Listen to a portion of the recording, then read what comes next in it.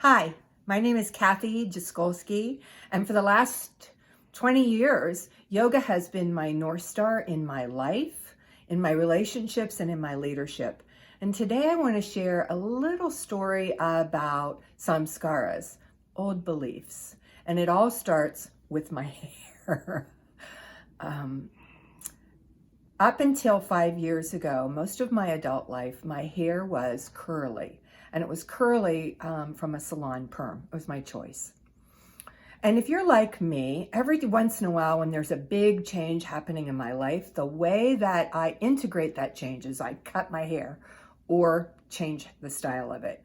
Are you like that? And in my most recent shift, about 5 years ago again, I decided that I was going to let my perm grow out.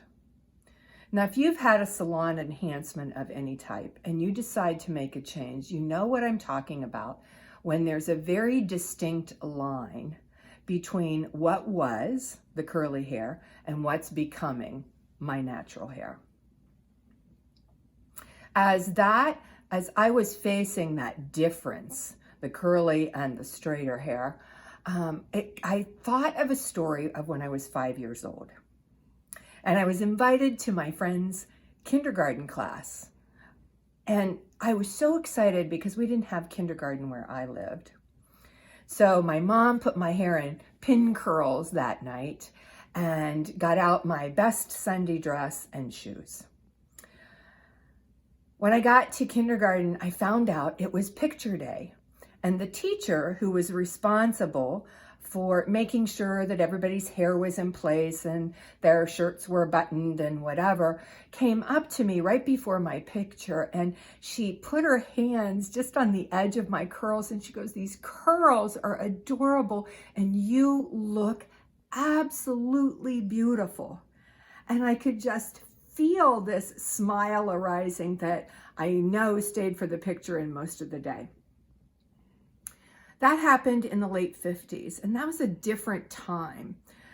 In that time and place, it wasn't seen as appropriate to compliment your children and nurture them and hug them. It was more appropriate to teach them good life skills and especially humility, and especially if they were girls. So that compliment, that "you're beautiful," was the very first time that I remember thinking, is that possible? Can I actually be beautiful? In yoga, we know that when an incident happens, when we gain a belief, as I did then, like, oh, it's possible, I'm beautiful. Each time we have the opportunity to react to that same situation again, if we keep doing it over and over again, it becomes a belief. And then if we do that belief long enough, it actually becomes a samskara, or an unconscious action, an unconscious belief.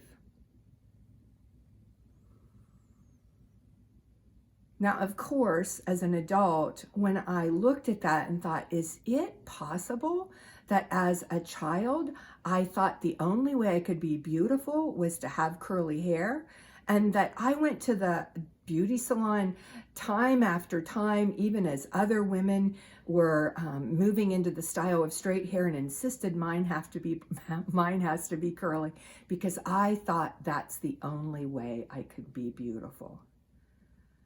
Well, it is possible, because old beliefs, old samskaras, are sticky and tenacious, and they move us away from the greater truth.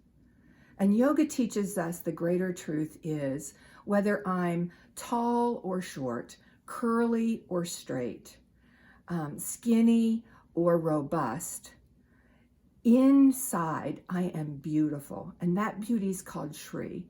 And when I can align with that, when I can see that beauty that is inherently, it's my birthright, when I can see that beauty in me, it vibrates outside of me as well. Being sequestered at Home Sweet Home the last month has allowed a number of old beliefs to bubble up so that I had a chance to look at them and decide, do these beliefs serve me now, or are they beliefs that I'm ready to let go of? In my next video, I'll be sharing a practice, both a physical pose or asana, and also a breathing practice that I use to help me let go of those old tenacious beliefs that aren't mine anymore. I hope you'll join me for that.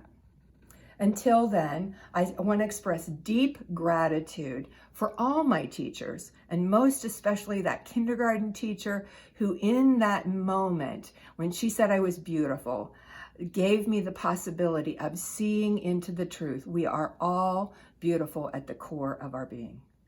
Namaste.